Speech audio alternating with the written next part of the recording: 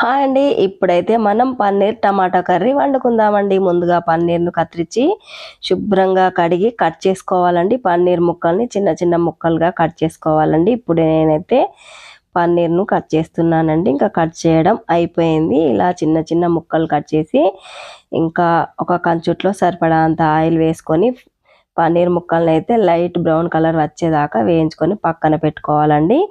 ఇంకా ఇప్పుడు అందులోకి మనం ఆనియన్ పేస్ట్ అయితే తయారు చేసుకుందామండి. ఇంకా అదే ఆయిల్‌లో ఇంకా కట్ చేసి పెట్టుకున్న ఆనియన్స్‌ని వేసి ఇంకా అందులోకి వెల్లుల్లి, ఇలాచి, లవంగం, దాల్చిన చెక్క అన్నీ వేసి ఫ్రై చేసి పక్కన పెట్టుకోవాలండి. ఇంకా అదే ఆయిల్‌లో మళ్ళీ కట్ చేసి పెట్టుకున్న టమాటా ముక్కలు కూడా వేయించి పక్కకు తీసుకొని చల్లార్చి ఈ రెండింటిని విడివిడిగా మిక్సీ పట్టుకొని పక్కన పెట్టాలండి. ఇంతే అండి. ఇంకా ఆనియన్ పేస్ట్ పట్టుకున్నాము. ఇంకా టమాటో ప్యూరీ కూడా పట్టుకొని పక్కన ఉంచామండి. ఇప్పుడైతే స్టవ్ పైన ఒక గంజు పెట్టి సరిపడా అంత ఆయిల్ వేసి పోపు దినుసులు కూడా వేసిన తర్వాత పచ్చిమిరపకాయలు, పుదీనా, కరివేపాకు వేసిన తర్వాత ఇంకా ఆనియన్ పేస్ట్‌ని కూడా వేసి అల్లం వెల్లుల్లి పేస్ట్ కూడా వేయాలండి.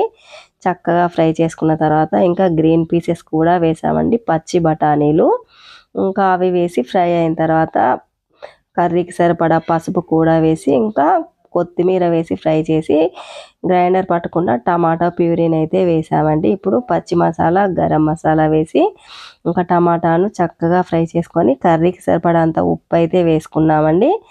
ఇంకా ఇప్పుడు కారం కూడా వేస్తున్నామండి. ఇంకా 3 టేబుల్ స్పూన్ల కారం అయితే వేసిందండి. ఇంకా ఇప్పుడు ఈ టమాటా గ్రేవీ కొంచెం ఉడికిన తర్వాత అందులోకి ఈ వేయించి పెట్టుకున్న పన్నీర్ ముక్కలను కూడా వేసి కొన్ని వాటర్ పోసి మరి కాస్త సేపు ఉడికించుకొని దించేసుకుంటే కమ్మని టమాటా పన్నీర్ కర్రీ రెడీ అండి. ఇంతే అండి, సింపుల్‌గా ఈజీగా చేసుకోవచ్చు. ఇంకా థ్యాంక్ యూ ఫ్రెండ్స్. మా అను కేర్ ఆఫ్ సీను ఛానల్‌ని సబ్స్క్రైబ్ చేయండి, లైక్ చేయండి.